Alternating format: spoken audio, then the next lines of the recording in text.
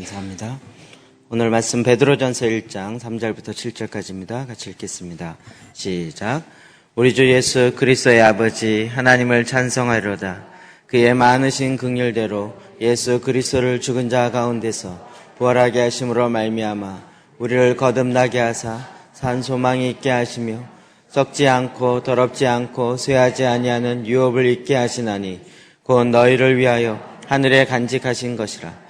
너희는 말세에 나타나기로 예비하신 구원을 얻기 위하여 믿음으로 말미암아 하나님의 능력으로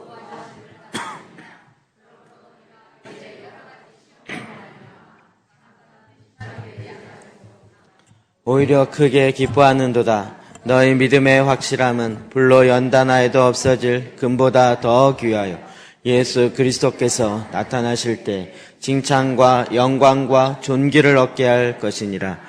아멘. 아멘. 마지막 때의 대전투에 대해서 우리가 지금 살펴보면서 어떻게 준비해야 할 것인가, 이 큰 주제로 지금 말씀을 계속 보고 있습니다. 자, 총체적인 준비를 해야 된다. 오늘의 주제는 이것입니다. 총체적인 준비를 해야 된다. 하나님께서 이 땅을 창조하시고 하나님이 원래 원하셨던 하나님의 그림이 있습니다. 그러나 그 하나님을 버림으로, 생수의 근원 되신 하나님을 버림으로 이 땅에 속박이 오고 죄로 말미암아 죄의 노예로 사는 상태가 되어지고, 그것은 그걸로 끝난 것이 아니라 결국 죄로 말면 죄의 시스템을 만들어 놓고 있습니다. 그럼 이것이 이 세상에 있는 속박 시스템입니다. 이 세상의 시스템은 속박하는 것에 그쪽의 시스템을 두고 있습니다. 우리가 오늘 기도하는 것처럼 IS에서 아이들을 강제로 납치합니다. 그건 우리나라에 보면 대서특별될 일이고 전 국민이 난리를 치고 경찰이 다 동원되어서 말도 안 되는 일이다라고 얘기하고 다시 찾아내고 이래야 할 상황인데 아무도 거기에 대해서 별로 얘기를 안 합니다. 왜요? 그쪽의 시스템들은 그것을 저항할 힘이 없기 때문에 그렇습니다.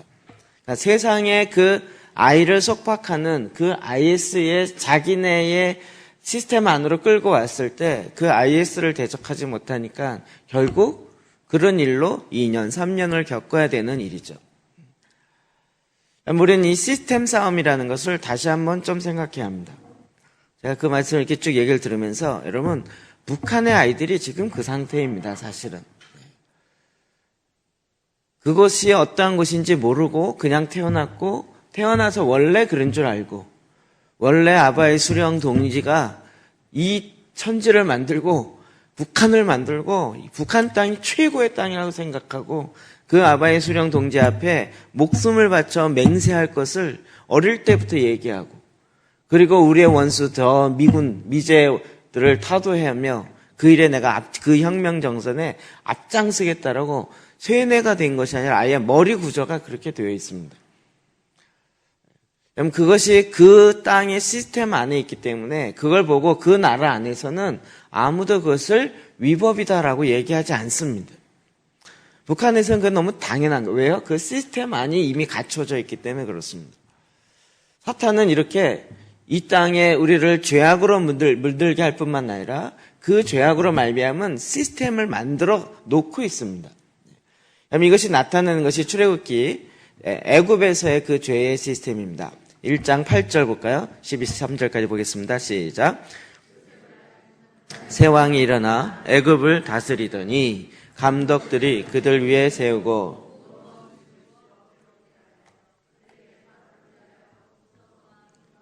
람셋을 건축하게 하니라. 그러나 학대를 받을수록 더욱 번성하여 퍼져가니 애굽 사람이 이스라엘 자손으로 말미암아 근심하여 이스라엘 자손에게 이를 엄하게 시켜. 우리가 요셉 그러면 이미 애굽에서 7년 대풍년과 7년 대흉년으로 말미암아 애굽 전체가 위기에 빠질 뻔했는데 오히려 그것을 하나님 주시는 지혜로 그 꿈을 해몽하고 하나님 주신 지혜로 애굽의 창고를 만들며 7년 동안 그것을 예비함으로 말미암아 애굽 전체를 구원해내는 일들을 요셉으로 합니다. 그러니까 얼마나 사실은 요셉은 정말 바로 다음으로 칭찬받을 만한 사람이죠. 그런데 그 요셉을 알지 못하는, 그러니까 애굽은 요셉에게 상당히 많은 빚을 졌고, 이 정도면 뭐 대통령 상뿐만 아니라 무슨 상에서 대대손손 상을 주고 그 나라에서 잘 살게 만드는 것이 오히려 우리가 생각하는 기본일 텐데, 그러나 이 요셉을 알지 못하는 새 왕이 일어나면서 거꾸로 이 요셉의 후예들을 핍박하기 시작하는 거죠. 9절 10절 제가 공간이 없어 뺐는데요. 그가 그 백성에게 이르되 이 백성 이스라엘 자손이 우리보다 많고 강하도다. 자, 우리가 그들에 대하여 지혜롭게 하자. 두렵건대 그들이 더 많게 되면 전쟁이 일어날 때 우리 대적과 합하여 우리와 싸우고 이 땅에서 나갈까 하노라 하고. 이제 이 요셉의 후예였던 그 이스라엘은 애굽에서 굉장히 중요한 노동력이 되어 있고, 그들이 생산해내는 것을 애굽에서 나아가는 것이 벌써 두려운 거예요. 그러니까 전쟁이 일어나면 그 원수들과 합하해서 우리를 칠 것 같다라는 두려움이 있는 거죠. 그럼 지금 이게요, 사탄이 이런 두려움이 똑같습니다. 제 생각을 자꾸 전환하는 작업을 계속하고 있죠. 예수님 오는 건 누가 제일 두려워한다고요? 그리스도인이 아니고요. 사탄이 제일 두려워하는 거예요. 사탄이. 우리 교회 다니는 사람들이 더 두려워하는 경우를 요즘에 많이 봐서 제가 이 얘기를 자꾸 하는 거예요. 그러면 예수 그리스도가 다시 오시는 것을 가장 두려워하는 건 사탄이에요. 그러니까 사탄은 어떻게든지 이 땅에 마지막 전쟁이 있다는 것까지도 알고, 그리고 그때가 되면 요셉의 후예들이 오히려 자기에게 폐해가 될 거라는 걸 알기 때문에 어떻게 하든지 그들을 속박하고 그들을 눌러놓고 이 세상의 시스템에서 나가지 못하게 속박시키려는 것이 사탄의 계획이죠. 그래서 어떻게 합니까? 무거운 짐을 지읍니다. 못하도록 계속 이 밧줄과 쇠사슬로 묶고 넣는 거죠.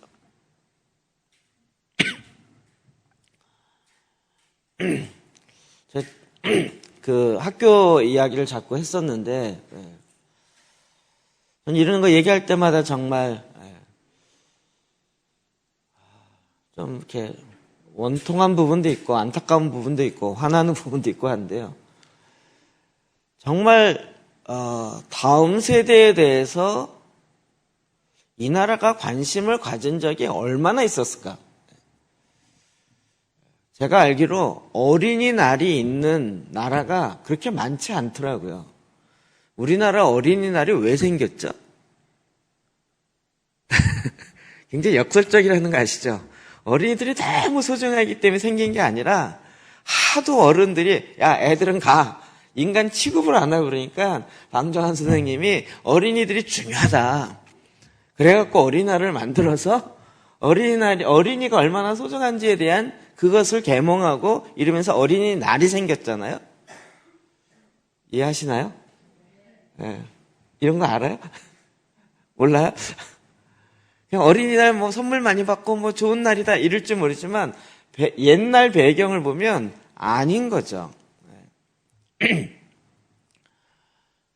언제 이 나라 최근 말고 과거에 아이들을 가리키는 것에 집중한 적이 얼마나 있었냐고요.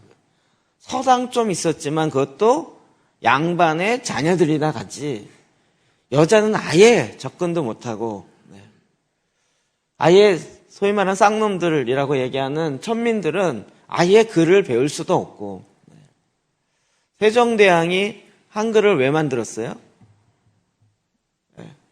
정말 굶어 죽고 병들어 죽는데 약을 줘도 이 약에 이렇게 한문으로 무슨 약이다 처방을 해주는데 그 글자 몇 글자를 못 읽어서 천자문에 천자는커녕 몇 글자를 못 읽어서 약도 못 먹고 죽는 이 백성이 너무 왕으로서 통감해갖고 몇 글자만 갖고도 글을 읽을 수 있게 하는 그거를 만들었겠다 그래서 기가 막힌 언어를 만들어낸 게 한글이잖아요.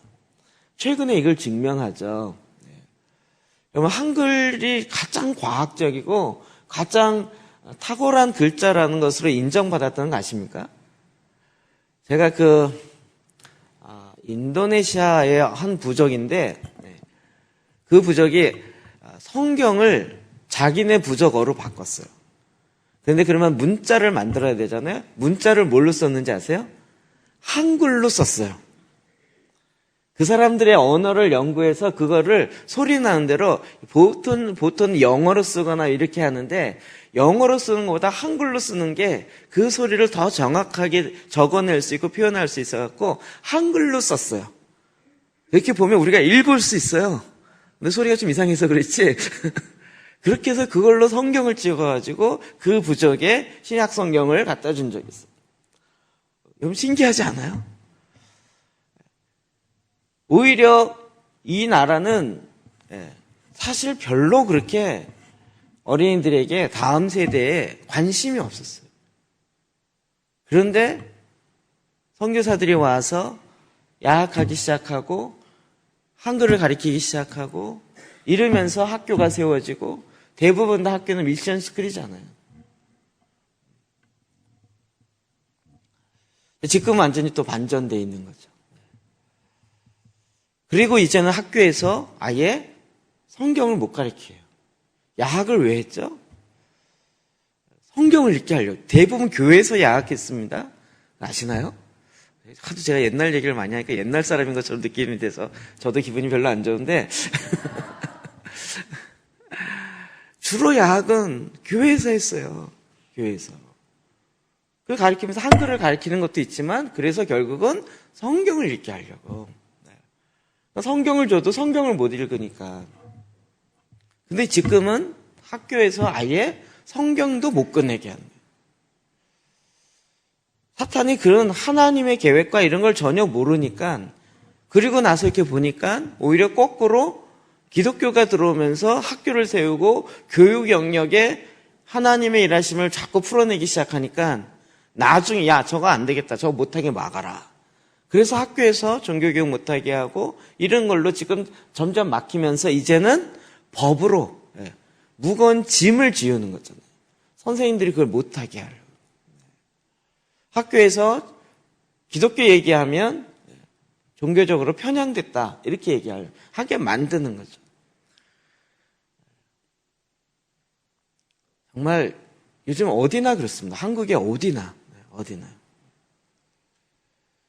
정말 미련한 일입니다.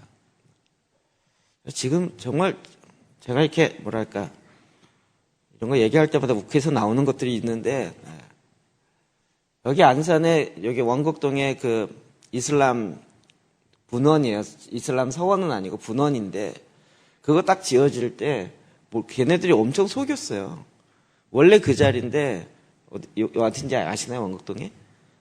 원곡동이라는 외국이 있습니다. 한번 가보세요. 그 자리에 어느 날 없어지고 그 건물을 리모델링 하더라고요. 이렇게 딱 천치고. 아무도 거기를 걔네들이 다시 해서 이슬람이 들어올 거라고 생각 못 한 거죠. 그 전에도 여기 넘어가서 그 시와 가는 고가도로 그 옆쪽에 땅을 샀다는 제보가 있어갖고요. 그것도 가서 알아보고 말리고 이런 적이 있어요. 그 땅 주인 찾아가서. 제가 별일을 다 했어요. 그래서 그런 일이 있으면 제보가 팍팍 들어오고 그랬는데 전혀 제보가 들어오지 않았어요. 딱 골조 들어오고 리모델링해서 딱 해서 나중에 밖에 타일로 같은 걸 딱 붙이는데 이슬람 모양이 딱 나타나는. 그래서 그거 안 된다, 막아야 된다, 그리고 막읍시다라고 목사님들에게 얘기했는데 저보고 너무 편향적이라는 거예요. 그러면서 저보고 뭐라 하냐면 네가 교회 짓는데 그 앞에서 불교가 와가지고 교회 짓지 말아라고 얘기하면 너는 기분이 어떻겠냐. 목사님이 한 얘기예요. 이름 되면 다 알만할 것 같아서 얘기는 안 하겠습니다. 여러분, 이거에 어떤 싸움이, 이게 그냥 너무 종교다원주의적인 생각들이 이제 싹 들어와 있어가지고요. 그게 의미하는 게 뭔지를 모르는 거죠. 지금 계속 이런 일로 들어와서 결국은 더 무거운 짐을 져요. 그래서 계속 바쁘게 만들어요. 그런데 희한하게도 하나님이 그들과 함께함으로 12절 그러나 학대를 받을수록 더욱 번성하여 퍼져가니 애굽 사람이 이스라엘 자손으로 말미암아 근심하여 이스라엘 자손에게 일을 엄하게 더 시켜요. 더 번성하니까. 왜 번성해요? 여러분 이거는 편안해서 번성하는 게 아니라 하나님의 명령이고 뜻이기 때문에 가는 것이지 일이 없고 많아서가 아니거든요. 근데 세상은 그것을 더 묶어놓고 엄하게 시켜서 번성하지 못하게 계속 통제하는 거예요. 지금도 똑같다고요. 지금도. 학교도 그렇고요. 학생들도 그렇고요. 지금 저는 자꾸 이야기하지만 요즘은 어떤지 제가 잘은 모르겠지만 제가 교회 전도사 할 때 아예 대놓고 고3은 중고등부 나가지 마라. 이게 정례화된 교회가 참 많이 있었어요. 고3은 공부해야지 무슨 중고등부 나가냐 이래가지고요. 그래 1년만 참고 대학 들어가면 마음껏 해. 아예 교회가 그렇게 이야기했어요. 그냥 전도사가 고3인데 데려다가 뭐 수련회를 가자는 이런 얘기를 하면 미친 전도사처럼 취급하면서 당신이 우리 아이 책임질 거냐고 그런 항의받고. 그럼 그랬던 것은 그런 교회는 다녀본 적 않으셨나요? 별로 반응이 없으셔서 제가 딴 나라 얘기하는 것 같은 느낌. 혹시 여러분이 그렇게 박해한 건 아니겠죠? 그 얼마 전이잖아요. 지금도 뭐 모르겠어요. 지금도 어떤지는.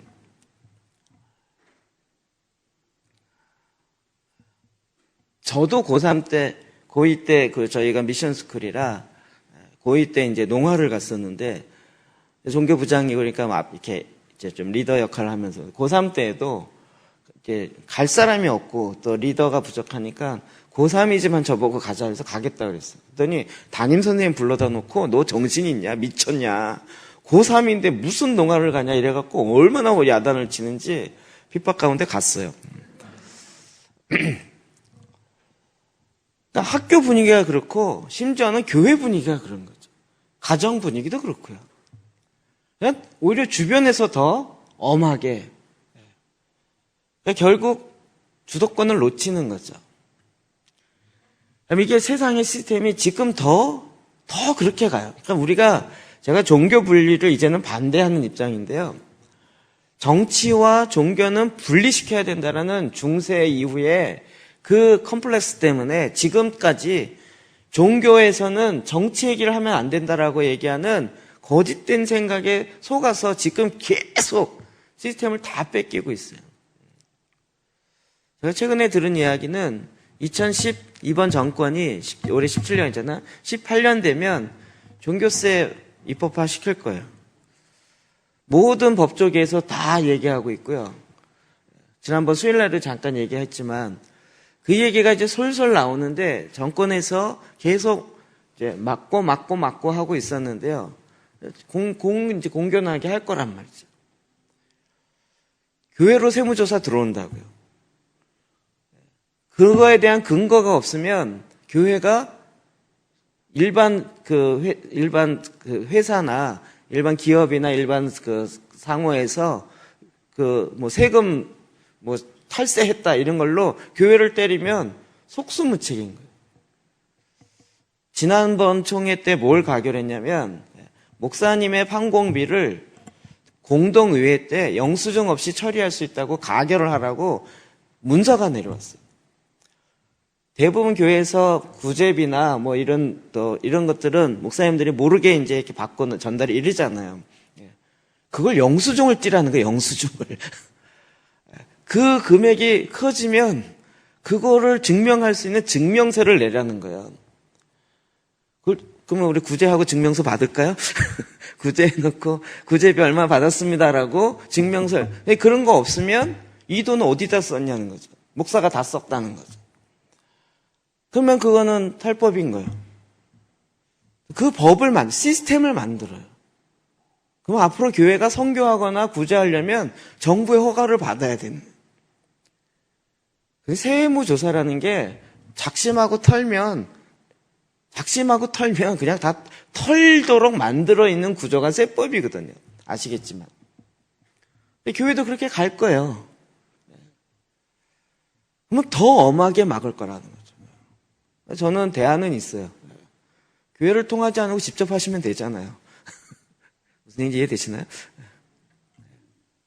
직접 제 주변에 우리가 모두가 다 구제하는 삶을 살아서 주변에 일어나고 감동되면 구제하고 도와주고 이러면 되잖아요.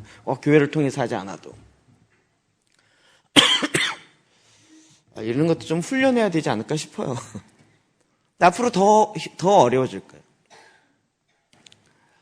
근데 하나님은 지금 하나님 나라의 시스템을 우리 가운데 계속 알려주고 이 하나님 나라를 세워라 이 얘기가 하나님 나라의 법에 의해서 다스려지는 그 시스템을 만들고 그렇게 그 삶을 살아야 되느니라 이 얘기를 하는 거죠. 자, 그것을 우리에게 가장 알려준 사건이 만나 사건입니다. 출애굽기 16장 23절부터 28절이요. 시작.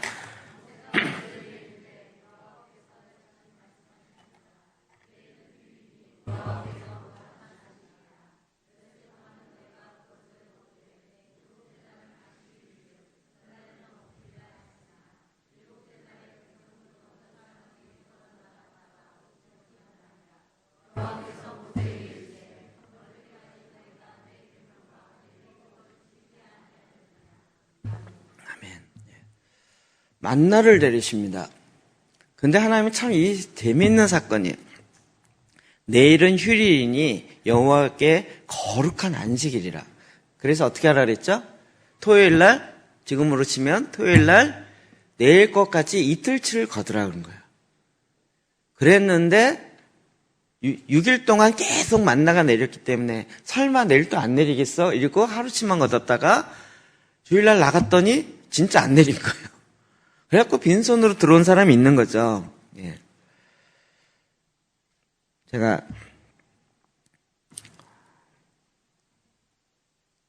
25절 모세가 이르되 오늘은 그것을 먹으라. 오늘은 여호와의 안식일인즉 오늘은 너희가 들에서 그것을 얻지 못하리라.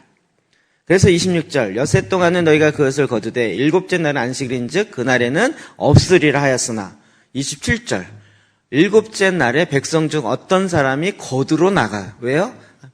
이 말을 안 들은 거죠. 거두러 나갔어요. 그런데 정말 만나가 안 내렸어요. 얻지 못했어요. 그래서 정말 믿음 없다 이렇게 얘기할지 모르지만 이걸 보고 하나님께서 모세에게 책망하면서 이야기하는 말이 28절이에요. 잘 보십시오. 여호와께서 모세에게 이르시되 어느 때까지 너희가 내 계명과 내 율법을 지키지 아니하겠느냐. 내 계명과 내 율법을 지키지 않겠느냐. 안식일날 그것을 가지러 가지 말고 그 전날 이틀치를 거둬라. 이게 하나님 주시는 계명이에요. 근데 여러분 지금 출애굽기 16장입니다. 16장. 시내산 사건이 17, 18장부터 그 이후에 나오거든요. 시내산 올라가면서 십계명 나오고 그다음에 성막 짓는 얘기가 나오고 이렇게 쭉 나오잖아요. 그러니까 아직 십계명을 알려주기 전인 얘기란 말이에요. 그런데 하나님께서 우린 계명과 율법 그러면 막 이만한 경전, 성경 뭐 두꺼운 거 이거 생각하잖아요. 근데 그런 얘기도 훨씬 하기 전의 사건이란 말이에요. 이게 무슨 종이 뭐 수백 장 들어가는 내용이에요? 6일 동안은 아침마다 거두고 7일째 되는 날은 안 내릴 거니까 6일째 되는 날 이틀치를 거둬라. 하나님 이렇게 명령하셨다고요. 그런데 이걸 안 믿고 거두러 나갔다는 거죠. 이 계명과 이 율법을 어느 때까지 지키지 않겠느냐 이 얘기를 하는 거예요. 자, 이 얘기에 굉장히 중요한 핵심이 있습니다. 하나님 나라의 시스템은 안식일날 하나님께 집중하는 시스템으로 하나님이 만들어놨어요. 그렇게 살 때 너희가 더 하나님의 축복으로 들어가리라 이거죠. 이 땅을 창조하고 6일 동안 창조하고 하루를 쉬셨어요. 이게 지금 쉬는 거에 포커스가 있지 않고 이 창조의 원리의 흐름의 이야기예요. 그래서 그 안식일을 하나님께서 복되게 하셔서 그것을 지키라고 하셨어요.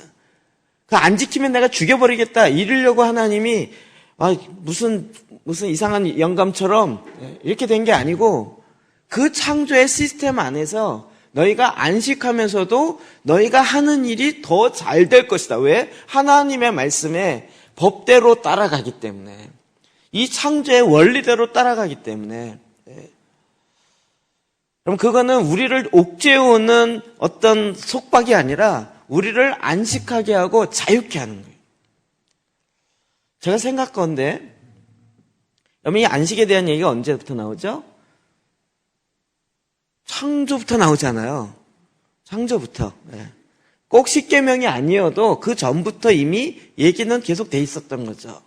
자, 그러면 출애굽하기 전에 애굽에 있는 사람은 안식일날 쉬었을까요? 안 쉬었을까요? 짐을 더 지우고 더 지으라, 벽돌을 더 만들고 빨리 해라. 그러니까 그렇게까지 막 쬐어오는데 오늘은 안식이니까 쉽시다 이랬을까요? 제가 보기에 애굽 사람들과 애굽의 문화는 안식이랑 쉬는 문화가 아닌 거예요. 왜? 생산성을 더 내야 되니까.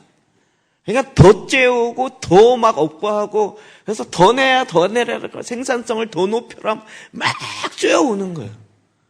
근데 희한하게 고센 땅에 있는 하나님의 이 백성들은 안식일날 쉬어요.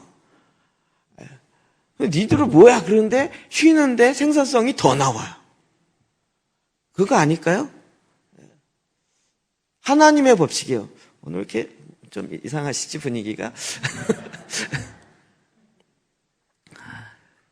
하나님이 이게 안식일을 지키냐 안 지키냐를 봐서 내가 너희를 혼내겠다 이런 차원이 아니고, 창조의 원리 가운데 너희가 이 창조의 원리를 살 때 내가 주는 축복, 그러니까 이 세상이 막 노력해서 얻어지는 그것뿐만 아니라 하나님께서 주어지는 그 하나님의 축복이 그거에 있다는 거잖아요. 그러니까 하나님이 안식일을 축복하셨잖아요. 그래서 그 믿음을 갖고 그 흐름을 갖고 살라는 거예요. 그래서 그것을 우리에게 내 건강이 지켜지고 내 삶과 내 모든 걸 지켜지기 위해서 계명과 율법으로 그걸 지켜라라고 했는데, 하나님의 말씀을 또 무시해요. 마치 에덴 동산에서 하나님의 말을 무시하고 선악을 알게 하는 나무를 자기 마음대로 하는 것처럼, 아이고 내일 또 안 오겠어, 6일 동안이나 왔는데, 이러면서 나갔던 것이 믿음 없는 정도가 아니라 하나님을 신뢰하지 않는 거예요. 하나님의 말씀과 하나님의 언약, 이 얘기 뭐냐면 하나님 나라 시스템으로 들어가질 않아요. 여전히 나는 생산성을 높이기 위해서 안식일에도 더 열심히 일해야 더 많은 생산을 낼 수 있다라고 생각한다는 거죠. 이 둘의 차이요. 제가 보기에 결국 애굽에 있었던 이스라엘 백성들은 어쩔 수 없이 안식일이 뭐고 없겠죠. 계속 쪼아대니까. 그러다 보니 늘상 일하는 게 몸에 배어 있어요. 근데 이제 하나님 나라의 가나안 언약의 땅에서 하나님 나라를 이루어가기 위해서는 애굽의 시스템으로 열심히 일해서 세워가는 게 아니라 하나님 나라 법의 시스템으로 살아서 그것을 이루어가야 되는 거죠. 근데 하나님 나라 법은 뭐예요? 우리 같으면 안식일날 2배로 일해라 이러고 싶지 않으세요? 여러분이 공장 주인이거나 뭐 사장이거나 이러면 안식일날은 내가 축복하니 일을 하면 2배 효과가 있을 것이다. 이래서 이게 축복일 것이다. 뭐 이렇게 생각하지 않겠어요? 그런데 오히려 쉬라는 거예요. 하던 일을 멈추고. 우리가 이 세상에 생각하는 상식과는 좀 반대가잖아요. 이게 뭐예요? 믿음의 작동 원리죠. 하나님이 함께 하시는 믿음의 작동 원리가 그 안에 들어가는 거예요. 그러니까 우리가 생각하기에는 이게 더 일을 해야 더 뭐가 나올 것 같은, 생산성이 높아질 것 같은데 왜 이걸 하지 말라 그러지? 하나님 앞에 더 나가지? 그런데 거기에 하나님께서 부으셨던 하나님의 창조 시스템과 하나님 나라의 시스템이 있는 거죠. 이런 강의 지난번에 몇 번 했지만 우리는 공부의 방법만 가르치죠. 저도 이제 대학부 사역을 많이 하다 보니까 공부하는 거에 관심을 가지고, 한창 나왔지, 우리 제일 처음에 나왔던 게 다니엘 학습법이었죠. 다니엘 학습법이라는 책을 보셨나요? 김동환인가요? 지금 목사 되고 이스라엘에서 공부하고 있는데 그 형제가 사랑의 교회 대학부 리더예요. 사랑의 교회 대학부 시스템이 어떤지 제가 너무 잘 알아요. 리더 너무 바빠요. 근데 서울대에서 딱 한 번 한 과목만 A였고 나머지가 올 A 플러스였어요. 공부할 시간이 없어요. 근데 그래서 얘가 어떻게 그걸 이게 올 A 플러스에 한 과목만 놓쳤는지를 그걸 갖고 조사하고 한 거죠. 거기서 나오는 원리가 그거잖아요. 자기는 수업 시간을 예배라고 생각한다는 거예요. 교수님이 말씀이 설교 말씀이라고 생각하고 항상 제일 앞에서 딱 말씀 듣듯이 듣고 가장 중요한 건 자기는 그 자리에서 소화를 해야 돼요. 집에 가서 공부할 시간이 없어요. 교회를 해야 되고 리더해야 되고 셀 멤버니까 리더니까 멤버 만나야지, 양육해야지, 수련회 들어가야지. 워낙 또 뭐 할 게 많으니까 그러니까 자기는 이 강의 시간에 내가 지금 배운 거를 그 자리에서 소화하지 않으면 다시 공부할 시간이 없어요. 그 자리에서 이해 안 되면 교수님 이해가 안 되는데 다시 한번 설명해 주시죠. 그래도 안 되면 끝날 때 교수님 잠깐만요. 제가 이게 이해가 안 돼. 이래갖고 그 자리에서 소화하고 끝내는 거예요. 그러면서 그는 왜 공부해야 되는지, 공부에 왜 해야 되는지를 목표가 딱 잡히니까 노하우는 그냥 붙은 거죠. 노하우는 붙은 거예요. 그 다음부터 나오는 게 자기주도 학습, 4차원 학습, 다 사실은 크리스찬들에 의해서 만들어진 거죠. 네. 몽골 대학에 지금 그 학장 하시는 분이 그 4차원 학습 만드신 분이잖아요. 다 뭐예요? 왜 공부하는지를 알게 하는 거예요. 왜 수학을 하는지, 왜 과학을 하는지를 목적을 알면, 이것 때문에 하는구나. 그리고 그것을 왜 파는 거죠. 수학 싫어하는 사람이 그러죠. 1 더하기 1, 그래서 어쩌자고. 그래서 뭐가 세상이 바뀌냔 말이야. 감동도 안 되고 아무것도 안 되고. 왜 그걸 해야 되는지를 모르니까 이게 계산하는 게 지겨운 거죠. 근데 왜 해야 되는지 목적을 알면 그런 거는 다 뭐 당연히 해야 된다로 딱 오는 거죠. 주일날 하나님이 이 법을 두고 왜 내가 세상을 살아야 되는지, 왜 오늘을 이걸 해야 되는지를 그걸 일주일마다 다시 확인하고 다시 하나님의 힘을 얻고 이럴 때마다 더 강력한 하나님의 은혜와 더 집중력과 이게 팍팍 더 생기는 거죠. 이게 하나님 나라의 법칙인 거였죠. 그런데 사람들은 하늘을 생각 안 하고 이 땅만 생각하니까 이 땅에 더 많이 일해야 더 많은 생산성을 낼 거야 라고 생각한다는 거예요. 그러니까 지금 이게 하나님 나라의 안식 시스템과 이 세상의 속박 시스템에 지금 첨예하게 부닥치는데 오히려 하나님의 백성들이 하나님 나라 시스템을 놓쳐버리고 있다는 거예요. 나라를 세우는 것. 자, 우리가 지금 나라를 트랜스포메이션하고 나라 이야기를 합니다. 나라와 관련된 가장 핵심적인 얘기는 땅이에요, 땅. 출애굽기 창세기 13장 14절 17절 봅시다. 시작.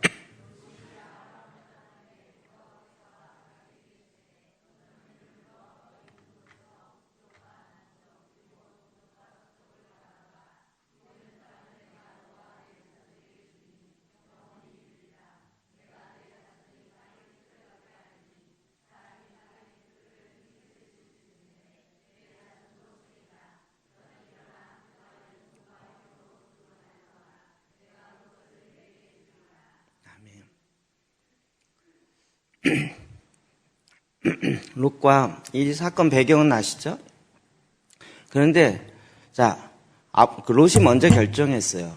북쪽과 남쪽, 동쪽과 서쪽을 바라보라. 롯이 보기에 소돔과 고모라 땅이 훨씬 좋아 보였어요. 그렇죠? 좋은 땅을 먼저 택한 거죠.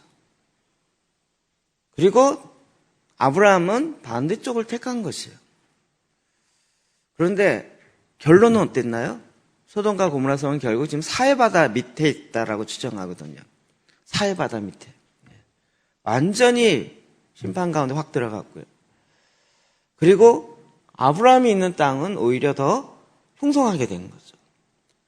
처음에 보기에는 훨씬 소돔과 고모라가 있었던 그 땅이 좋아 보였어요.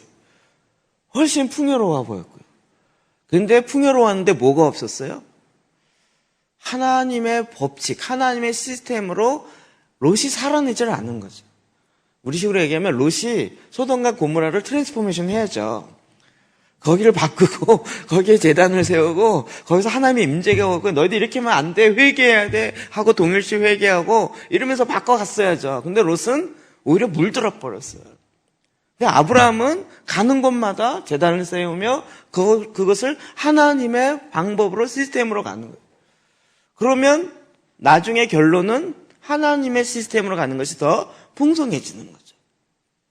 그러면서 결국 하나님이 땅을 주신다는 땅 준다는 얘기가 우리에게 기업을 준다는 거죠. 기업이요.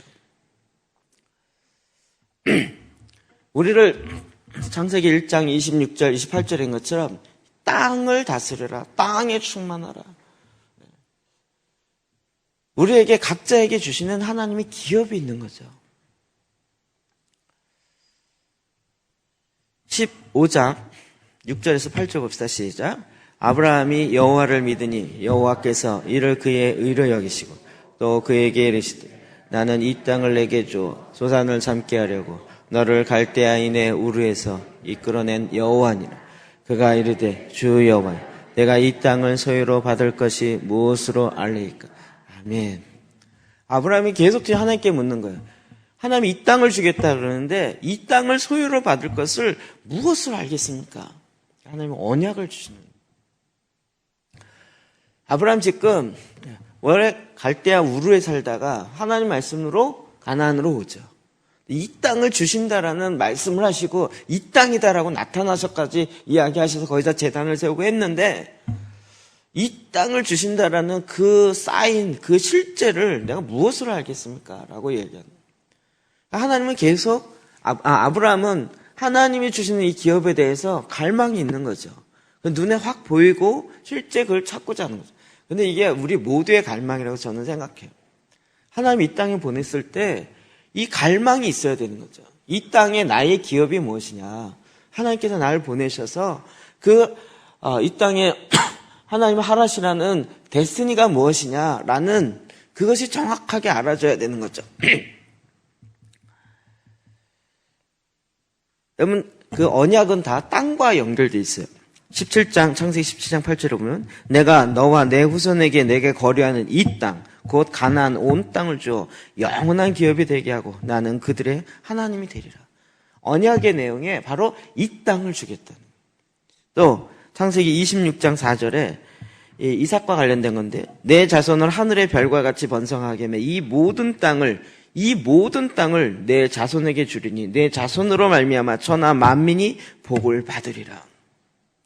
하나님이 우리를 이 땅에 내신 것은 이 땅을 다스리며 이 땅의 소유를 너희가, 그러니까 우리가 얘기하는 것처럼 자본주의적 소유 이 개념보다는 통치하는, 경작하는 이 개념으로 우리에게 맡기신다는. 그거를 맡기려고 나를 만들었다고요. 저와 여러분을. 대한민국을 맡기려고 저와 여러분을 이곳에 보내셨다고요. 싫으세요? 싫으세요? 내 경제 영역을 맡기려고 우리를 그 회사에 보냈다고요. 거기 사장이냐 종업원이냐 이 차원의 얘기가 아니고 하나님이 이 구원의 계획들을 계속 얘기하시는 거예요. 녹음 12장 32절에 시작. 적은 무리여 무서워 말 너희 아버지께서 그 나라를 너희에게 주시기를 기뻐하시는. 아멘. 적은 무리여 무서워하지 말라. 저도 전략적인 사람이라고 그랬잖아요. 제가 예수님 같으면 하나님과 얘기해서 베들레헴에 안 태어나요. 나사렛에서 자라지 않고 로마에 태어나야 되지 않겠어요? 로마 교육을 받으며 로마에서 뭔가 해서 거기서부터 뭔가 힘을 얻어서 이렇게 퍼져가야 될 것 같지 않으세요? 그 당시 정말 지도에도 찾아보기 힘든 왜 여기서 시작하는 거죠. 근데 하나님 계속 예수님이 얘기하잖아요. 하나님 나라는 마치 겨자씨와 같다. 하나님의 나라는 시작할 때 조그맣게 시작하는데 나중에는 자라서 엄청나게 커서 새들이 깃든다. 그래서 저희 교회 로고가 이 새싹이라고 말씀드렸죠. 늘 시작은 새싹으로, 새순으로 시작한다고요. 처음에 거대하게 시작하는 게 아니라 새순으로 시작해요. 새 일을 하려면 하나님께서 큰 나무를 확 뽑아다가 여기 딱 심어놓고 시작하는 게 아니라 새순으로 시작하는 거예요. 새 일은 항상 그렇게 시작돼요.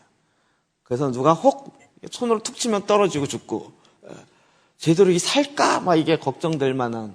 그런데 하나님이 그렇게, 하나님 나라는 그렇게 커져요. 마치 누룩과 같고 저 보이지도 않고 이게 뭐 그냥 붙여놨는데 쑥 퍼져요.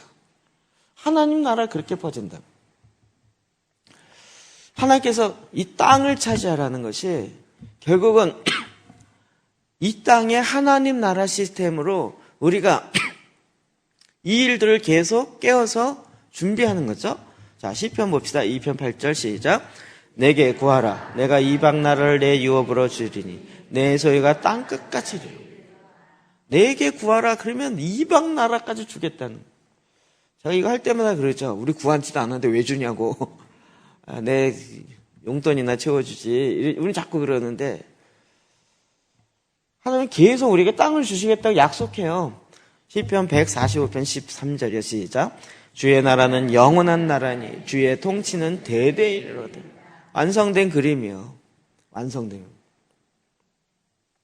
주의 나라는 영원한 나라예요. 제가 대학 다닐 때 그때 막 퍼졌던 나의 왕, 나의 뭐죠? 내 안에 사는 것, 그거랑 또 하나는 예수 나의 왕, 그 있죠? 처음 같았죠? 주님과 담대히 나아가 원수를 완전히 밟아 이겨 이렇게 나가잖아요.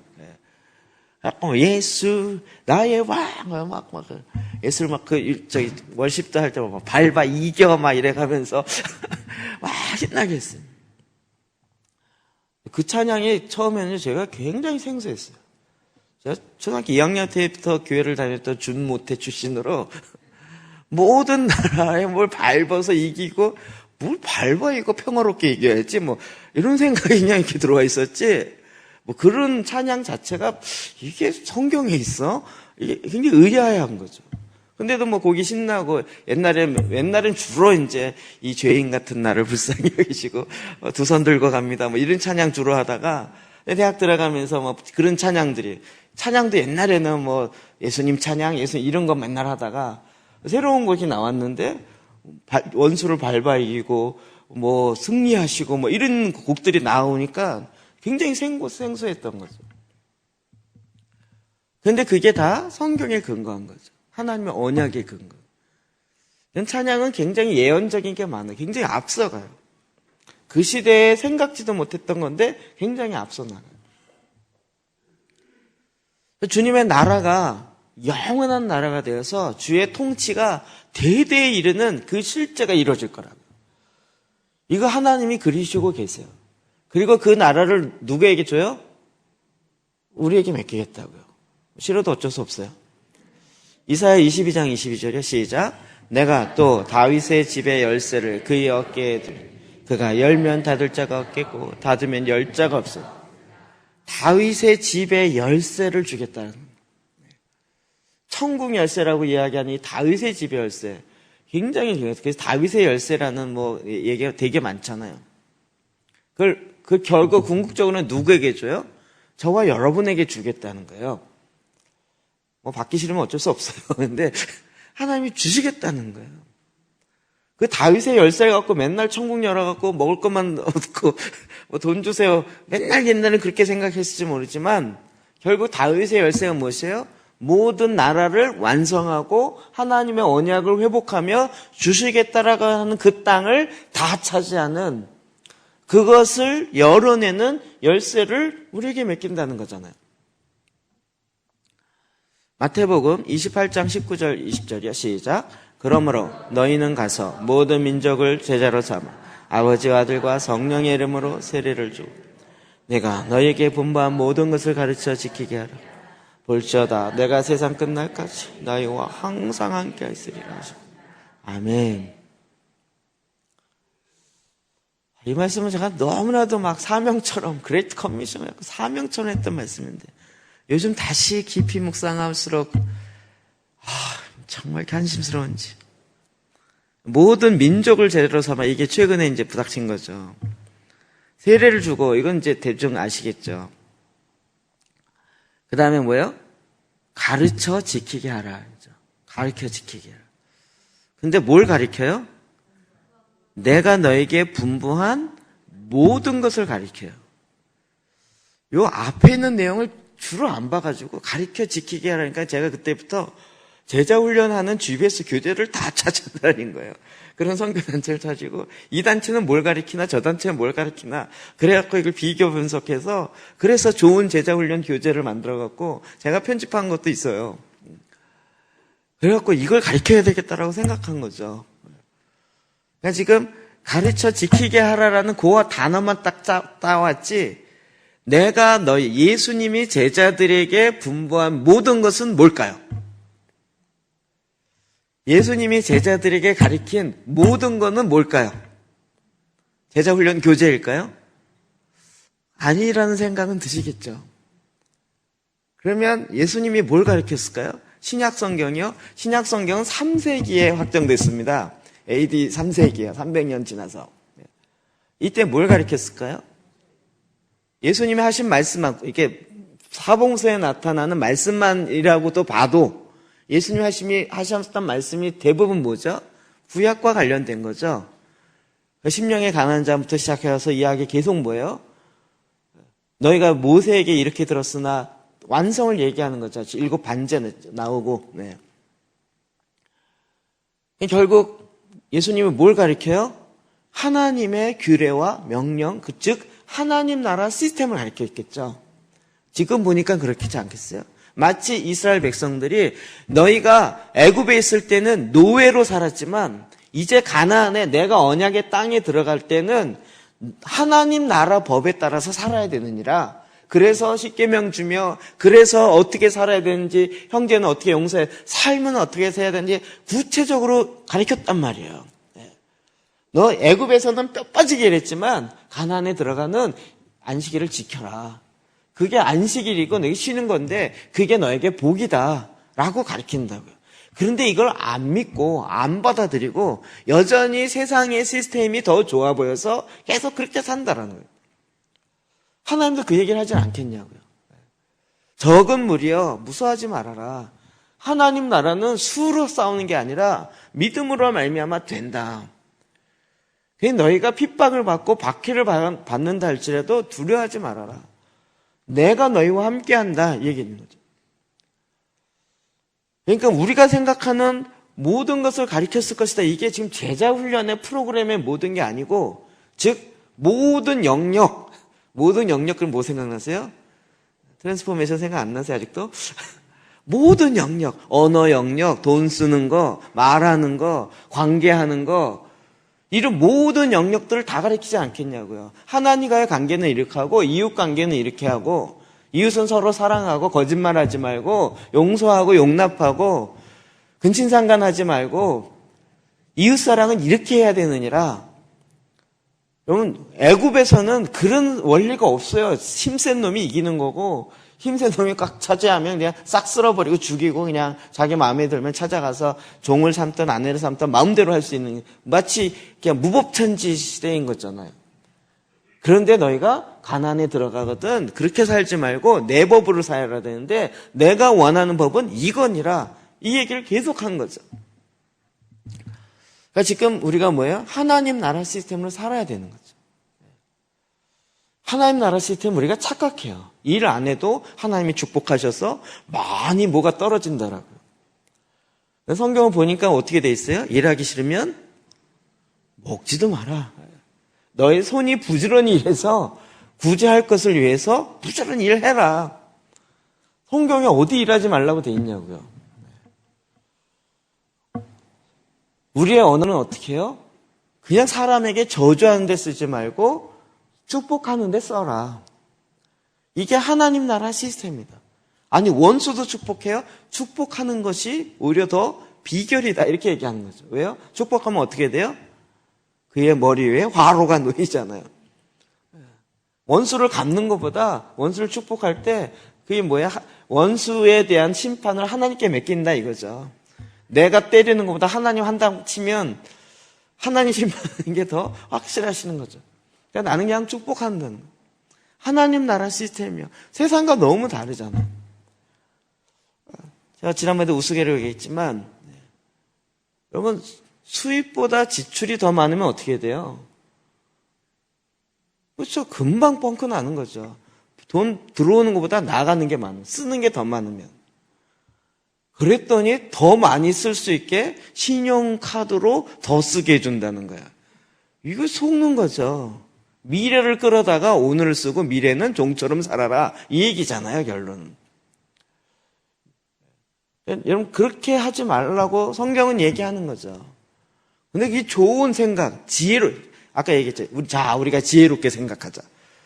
이렇게 이 현실을 이렇게 사느니 미래를 담보로 끄집어내가지고 오늘을 신나게 살자.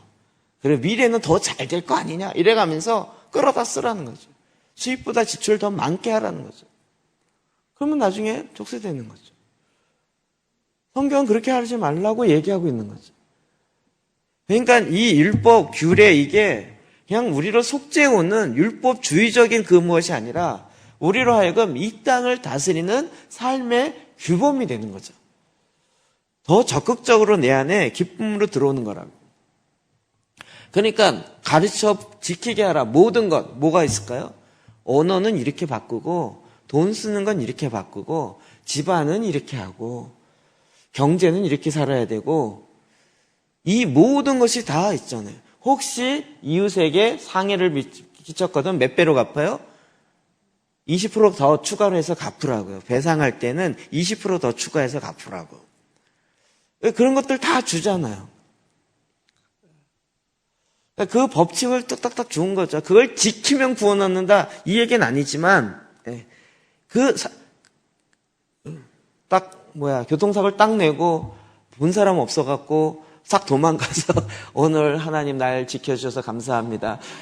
적들의 원수의 눈을 가려주시고 나로 하여금 아무에게도 들키지 않고 돌아가게 하신 건 너무 이렇게 살지 말고 사고를 냈으면 배상을 하되 20%를 더 추가해서 해라. 이렇게 아예 하나님이 정해 주신 거죠. 그러니까 그런 모든 걸 가르쳐 지키겠다는 거예요. 자, 그러면 우리가 그리스도인이 되어지고 난 다음에 지금 모든 거를 가르쳐 배워야 되는 거죠. 막 교회 처음 왔는데 이분이 언어가 안 바뀌니까 아이씨 못 살겠어 죽겠어. 에이씨 말끝마다 그냥 죽겠다 얘기 붙잖아요 보통은. 그럴 때 뭐라 그래야 돼요? 죽겠다 하면 진짜 죽어요. 죽겠다 그러시면 안 돼요. 말에 힘이 있어서 말에 능력이 있기 때문에 그렇게 하지 마시고요. 살겠다 그러세요. 감사하다 그렇게 하세요. 감사한 게 있어야죠. 헤아려 좋은 걸 취하면 감사한 게 나와요.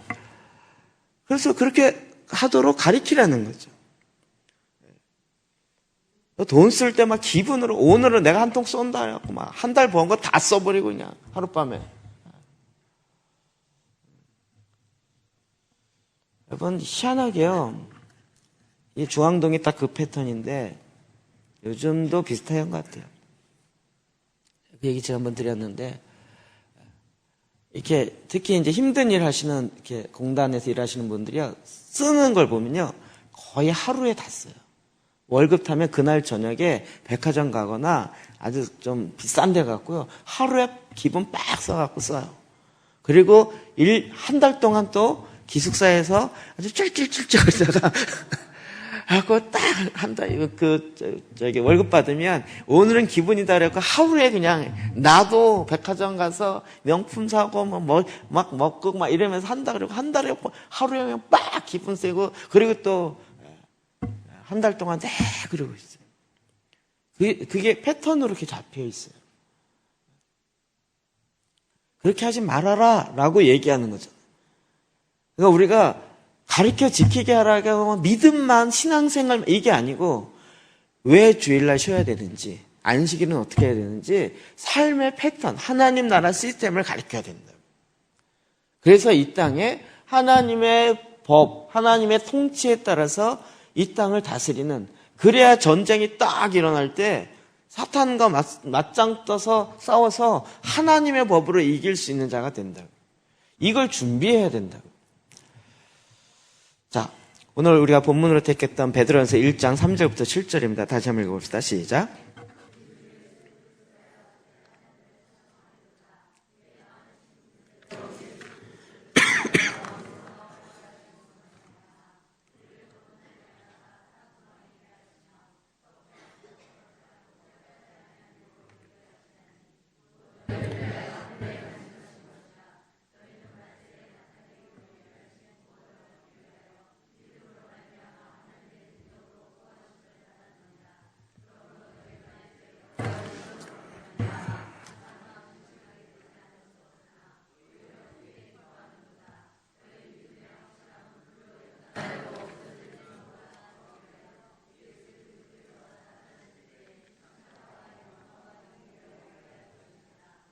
아멘.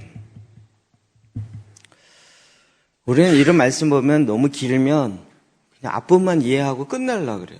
그래서 앞부분 우리 주 예수 그리스도의 아버지 하나님을 찬송하리로다. 그의 많으신 구원혈대로 예수 그리스도를 죽은 자 가운데서 부활하게 하심으로 말미암아 우리를 거듭나게 하사 산소망 있게 하시며 그래 주님이 나를 구원하시고 부활하시고 나라는 산소망 있게 이렇게 하시는 하나님 찬양합니다. 아멘. 그리고 끝내려고 그래요. 그런데 3절 다음에 4절이 있다는 게 진리죠. 사슬도 봐야 되는 거죠. 썩지 않고 더럽지 않고 쇠하지 아니하는 유업을 잊게 하셨어요. 우리를 왜 죽은 자 가운데 부활했어요? 유업을 잊게 하려고요. 다시 얘기하면 땅을 차지하게 하려고요. 그래서 곧 너희를 위하여 하늘에 간직한 것이에요. 그 유업을 너희가 이 땅에 갖고 있으면 맨날 까먹으니까 하늘에 간직하고 있어요. 그래서 우리가 산소망으로 다시 거듭나서 했을 때 대대로 깨달으면서 하나님 내 데스티니가 뭐예요? 그랬더니 하늘에 있는 거 너 이제 찾는구나. 자 이거다라고 알려주려고 한다. 그런데 너희는 그 중에 그 하늘의 기업 중에 뭐냐면 너희는 말세에 나타나기로 예비하신 구원을 얻기 위하여 말세 마지막 때에 나타나기로 예비하신 구원을 얻기 위하여 우리 약간 이게 좀 부정적인 측면에서 이렇게 번역이 됐는데, 자, 메시지 성경을 보면 약간 반대로 번역을 했어요. 3절부터 읽어볼게요. 우리 안에 계시는 하나님은 얼마나 놀라운 분이신지요. 우리 주 예수의 아버지 하나님을 모신 우리는 얼마나 복된 사람들인지요. 예수께서 죽은 자들 가운데서 다시 살아나심으로 우리는 전혀 새로운 생명을 받았고 가장 중요한 삶의 목적을 얻게 되었습니다. 생명을 받았고 가장 중요한 삶의 목적을 얻게 됐습니다. 또한 하늘에 간직된 미래까지도 보장. 하늘에 간직되어진 미래, 종말이라고 했을 때 끝이다 이거보다 미래로 바꿔버렸어요. 그렇죠? 맞잖아요. 마지막 때는 우리에게 미래가 되잖아요. 그때 완성이 되어지고 믿지 않는 자는 심판이지만 믿는 자에게는 하나님의 구원의 완성을 우리가 보게 되는 거죠.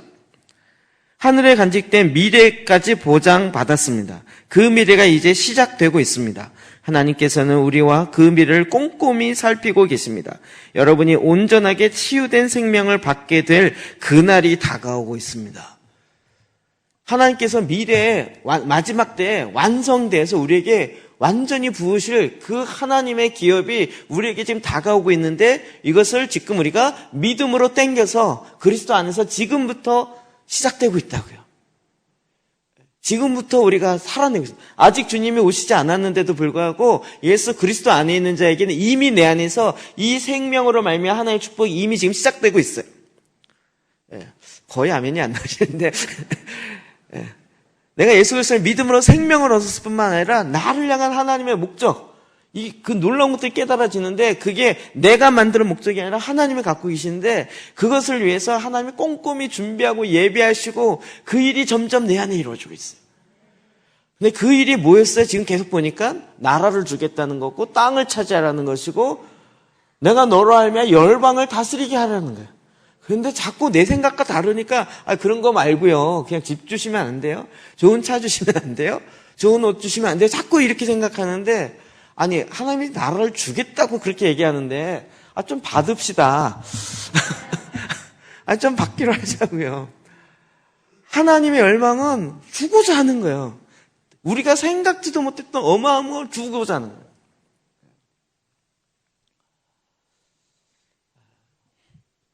이제 워낙 간사 생활을 좀 가난하게 어렵게 하다 보니까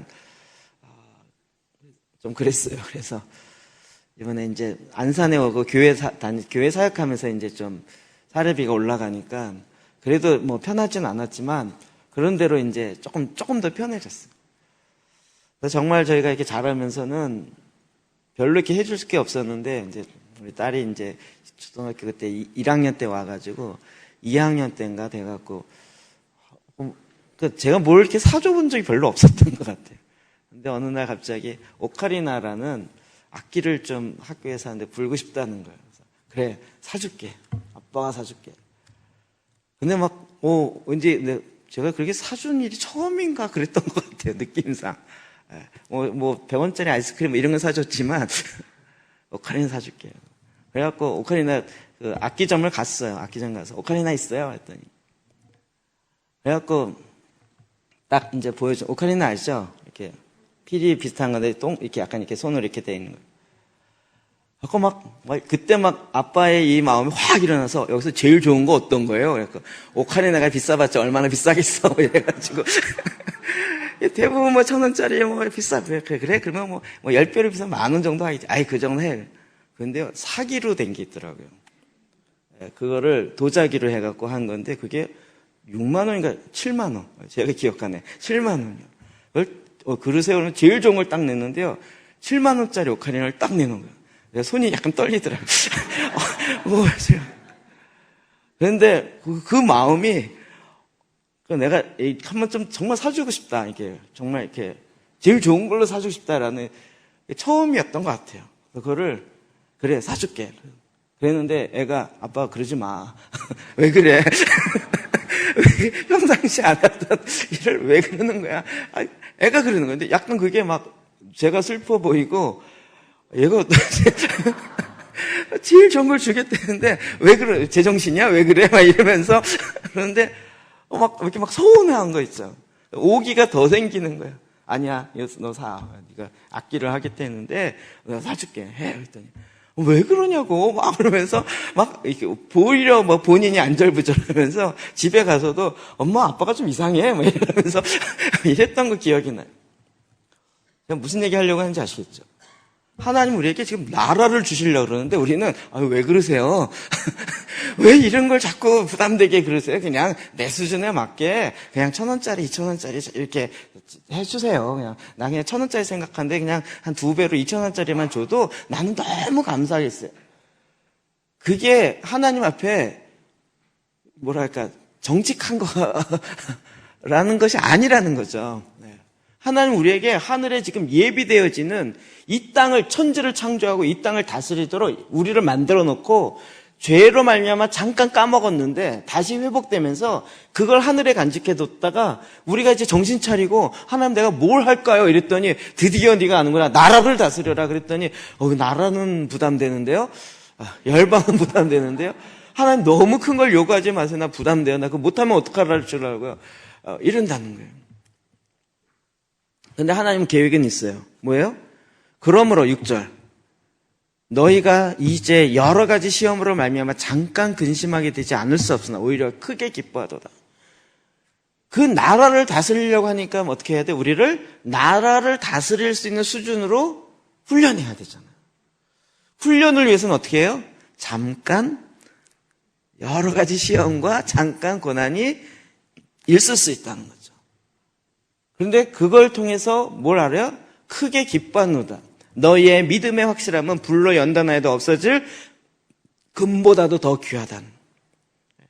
우리가 연단되어서 정금이 된다 이 개념보다 우리는 원래 정금보다 더 귀한 존재로 만들어져 있는 거예요. 근데 거기 자꾸 불순물이 끼어가지고 이게 금덩어리가 거의 돌덩이처럼 그냥 이상하게 지은 거예요. 근데 하나님이 그 이상해진 거를 제거하려고 잠깐 연단하는 거예요. 그래서 원래 아름다웠던 모습보다 더 멋있는 그런 아름다움으로 다시 회복시키게 하려고요. 그래서 어떻게 해요? 예수 그리스도께서 나타나실 때 칭찬과 영광과 존귀를 얻게 하려는 거예요. 주님이 다시 오시는 날 우리를 딱 보면서 야, 니들 다 여기 얘 봐.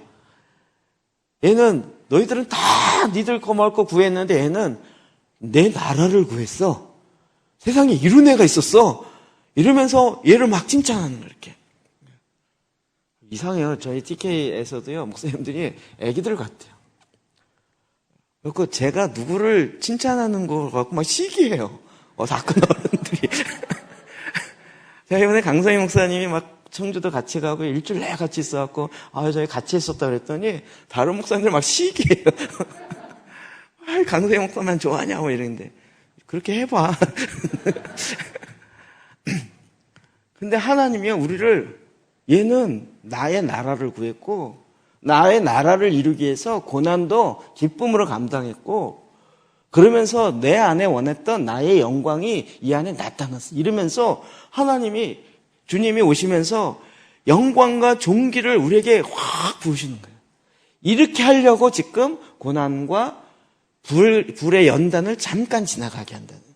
그러니까 우리를 구원해냈다. 이거는 저 처음 시작인데 이걸로도 우리는 정말 어마어마하게 감사하고 영원토록 감사할 수 있지만 그것뿐만 아니라 우리를 끄집어내서요. 칭찬과 영광과 존귀를 얻게 한다. 제가 그냥 믿어버리기로 했어요. 하나님이 나라를 주시겠다는데 내가 나라를 구한 적 없지만 주시기로 그렇게 안달하시니까 우리 믿어드리자. 원하시는데 나한테 최고의 오카리나를 주겠다 그러는데 받지 뭐. 받지 뭐. 받으면 안 돼요? 왜 내 거가 아닌 것 같아서 이렇게. 근데 하나님 그 수준으로 만들어내겠다는 거예요. 만들어내겠다. 그 일을 위해서 우리를 총체적으로 준비시킨다는 거예요. 그냥 구원받았으면 됐지. 여기에 만족 안 하시고 계속 언어 생활도 너 그렇게 말하면 안 돼. 너 돈 그렇게 쓰면 안 돼. 사람 관계 그렇게 하면 안 돼. 또 이웃은 그렇게 만나면 안 되는 거야. 이런 일들은 이 원칙에 하나님 나라의 원칙에 따라서 해야 되는 거야. 이러면서 계속 훈련하고 연단하면서 그 이유는 뭐예요? 우리를 주님이 다시 오시는 강림하시는 그날 칭찬과 영광과 존귀를 얻게 하시려고요. 존귀를 얻게 하시려고요. 하나님 지금도 저와 여러분을 통해서 이 일을 계속 하고 있어요. 저희가 나라를 위해서 일을 하다 보니까 이번에 리 목사님과 이야기하면서 너무 공감하는 게 많았어요. 이렇게 TK 모임하고 이제 막 지역 모임도 생기고 이러다 보니까 여기저기서 모임에서 연락 와서 목사님 우리 모임 꼭 오셔서 같이 합시다. 이게 이제 점점 많아져요. 제가 이게 교만해질까봐 조금 조심스러워한 부분이 있지만 근데 이제 결론은 안 가요. 결론은 안 가는 거예요. 그러니까 또 안 간다고 뭐 연합을 안 한다는 둥, 독불 장군인데 너만 잘났냐는 둥 막 비판해요. 그리고 또 다음 해 되면 또 오라 그래요. 비판해 놓고서는 다음에 부르지 말아야지. 또 오라는. 그래서 제가 이번에도 그런 아주 곤란한 문제가 있어갖고 릴리 목사님께 이거 어떻게 하면 좋겠어 했더니 쓱 듣더니 쓱 웃으면서 자기는 대만에서 더 하대요. 대만에서 더 한대요. 뭐 무슨 집회 있다면 와갖고 이걸 하라고 그리고 막 얘기하는데 안 가니까 또 욕을 바가지로 하고 이쪽 양쪽에서 욕하고 그래도 안 갔더니 릴리 목사 협조를 안 하고 이상한 사람이라는 둥 지뱉기 모른다는 둥 이렇게 막 욕을 하는데 그 다음에는 또 제발 좀 오라고 얘기하고 저랑 너무 비슷한 상황이 되는 거예요. 무슨 얘기일까요? 지금 사람 좋게 하는 것이 중요한 게 아니고 하나님 앞에 칭찬과 영광과 존귀를 얻게 하는 그 하나님의 일하심의 방법 가운데 들어가야 되는 거죠. 많은 사람들이 이게 좋아요, 저게 좋아요, 이렇게 하는 게 좋아요. 좋은 게 좋은 거 아니겠어요? 라고 자꾸 이야기하는데 그건 사람의 기준, 사람의 평가는 사실은 그렇게까지 중요하지 않아요. 지금 하나님이 뭘 원하시냐는 거예요. 제가 믿기로는 하나님 지금 이 대한민국이 거룩한 제사장으로 온전한 제사장이 나오길 원하는데 그 온전한 제사장은 경기장에서 10,000명 모여서 집회에서 나오는 게 아니고 정말 뼈를 깎으면서 산속에서 하나님 앞에 말씀과 씨름하며 그렇게 나아가는 그 한 사람으로부터 나오는 것이지 고난과 불같은 연단을 통해서 나오지 체육 경기장에서 수만 명 모여서 집회한다고 거기에 놀라운 하나님의 부흥의 역사가 있다. 그리고 무슨 신디 제이콥스가 오고 누가 와가지고 하고 그래서 거기에 놀라운 기름 부으심과 축복이 있다. 이렇게 가지 않는다는 거죠. 하나님은 지금 저와 여러분을 통해서 주님이 다시 오시는 날 칭찬과 영광과 존귀를 얻게 하기 원하세요. 우리는 그날을 생각하는 거예요. 그렇죠? 주님이 오실 건데 마라나타 주 오십시오. 주 예수에 어서 오십시오. 이 세상이 힘드니까 빨리 와서 나 좀 힘든 것 좀 끝내주십시오. 이게 아니라 그때 어떻게 해요? 주님이 오셔서 다시 주님이 만왕의 왕으로 이 세상을 딱 잡아. 그렇죠? 다 회복하시고. 그리고 사탄의 악의 모든 건 철창으로 질그릇을 깨듯이 그들의 계획들은 다 완전히 깨버리고 나라를 다시 주님이 정렬하셔서 이 나라는 이제 네가 다스리고 네가 다스리고 그래서 그렇게 다스리는 1000년 동안 다스려지는 하나님의 역사가 있을 거라는 게 우리의 믿음이잖아요. 그 일을 위해서 지금도 저와 여러분이 총체적으로 준비해야 돼요. 여러분 대통령이 되면 말도 함부로 하면 안 돼요. 제가 되게 재밌는 건 연예인들이에요. 연예인들 지들끼리 있을 때 막 욕하고 막 그러는데 방송 딱 들어가면 방송용 언어가 달라야 돼요. 그때도 막 욕하고 막 XX 나오고 그러면 난리가 나는 거죠. 왜요? 본인의 삶은 굉장히 추접하고 이래도 방송이 딱 나면 이 공인이 돼버리면서 공인의 언어를 써야 되는 거예요. 그렇잖아요. 그게 뭐 이중적이다 이런 얘기가 아니라 그게 거기에 요구되어지는 거라는 거죠. 그러니까 저와 여러분도 이제 나라를 다스리는 차원의 총체적인 준비가 돼야 돼요. 모든 것을 가르쳐 지키게 하라가 그냥 교제를 떼어라가 아니라 하나님 앞에 내 인격의 전체, 총체, 모든 영역에 있어서 하나님께서 원하시는 그것으로 우리가 지금 훈련되어지고 금처럼 불로 연단되어서 그 믿음 가운데 나아가는 거죠. 근데 이게 하나하나 너무나도 준비되는 게 너무나도 필요한 거죠. 저와 여러분이 지금 이 준비를 하고 있는 기간입니다. 지금 기간이 많지 않습니다. 이 기간이. 이제는 우리가 이 훈련의 기간들을 의미와 목적을 아니까 이제는 지겨운 산수가 아니라 내 논리력을 길러주고 있는 수학이 돼버린 거예요. 전에는 무슨 화학 공식이 무슨 개미 기어가는 것 같이 보였는데 이제는 그것이 만물을 유지하고 있는 하나님의 창조 질서의 설계도로 보여지면서 와, 더 알고 싶어지는 거예요.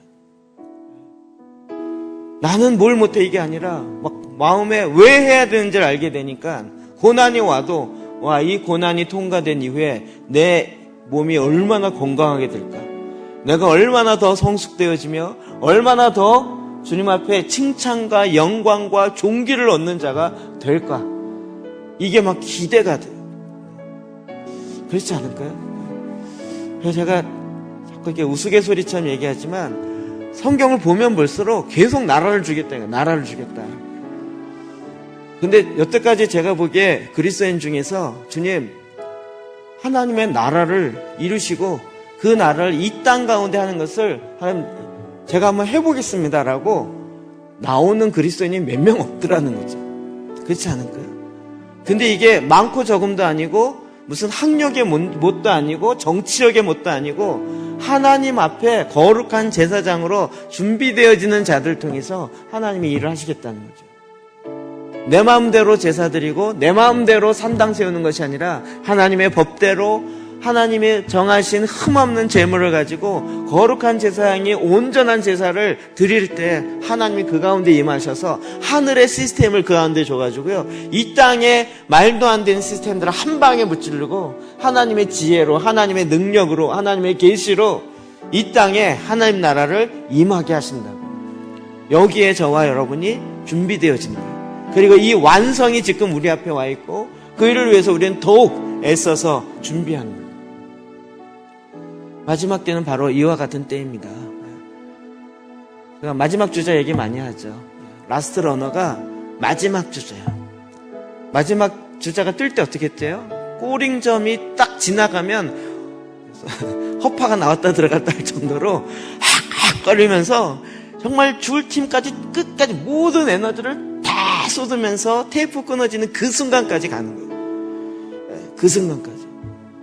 그리고 샴페인은 그 테이프를 끊고 나서 터뜨리는 거지, 이제 내가 지금 1위를 달리고 있으니까 지금 벌써 터뜨리자, 이거 절대 아니라고. 그 순간까지, 주님이 오시는 그 순간까지 우리가 예비하고 준비하며 달려가기 시작합니다.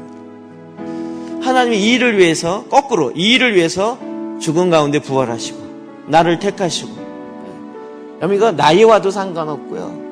그냥 우리가 이 말씀이 그냥 깨달아지고 알아지고 그냥 우리가 믿어드리기를 하는 거예요. 주님, 나라 주십시오.